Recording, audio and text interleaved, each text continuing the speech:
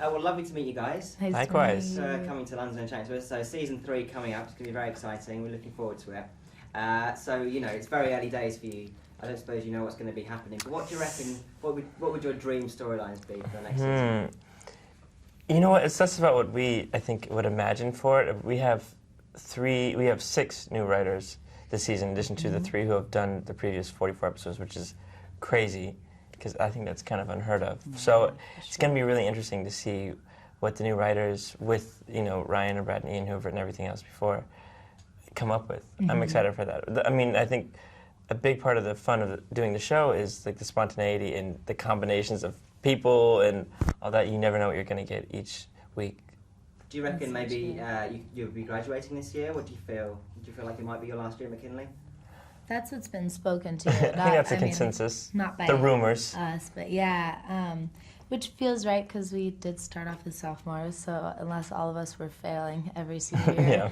it would be strange if they were still at McKinley High 3 years later.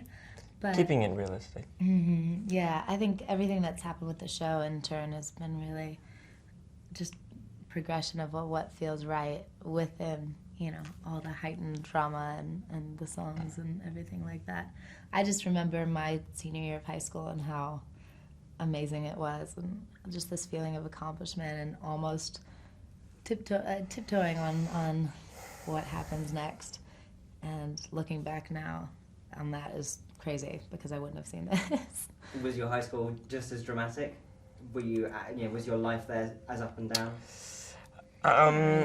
Yeah, I moved to. Had I actually gone to high school where I was from in the South, it probably would have been from what I've heard from my friends who went. I went to California. It was much more laid back, and I had a really small high school, and it was nothing like ours. But I know a lot of schools are like our McKinley. Yeah.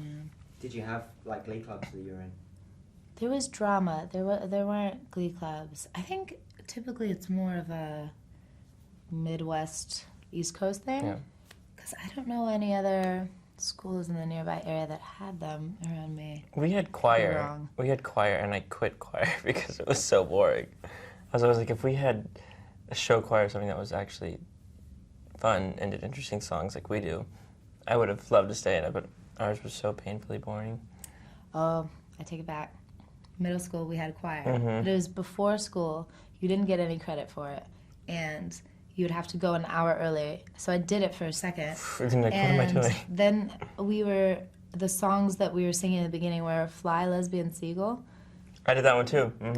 Where does that song come from? I don't know. I'm not sure. But as a 12-year-old, not really the song you want to be learning. You want to learn like the Beatles or something. I don't know that song. Baby Can Got you give us a Back. bit of it? Just a tiny little bit? I wish I even remembered. I blocked it out of my mind because it was the first week of my school, and I thought, I've already got ballet after school, and then I'm coming to sing about the seagulls before school.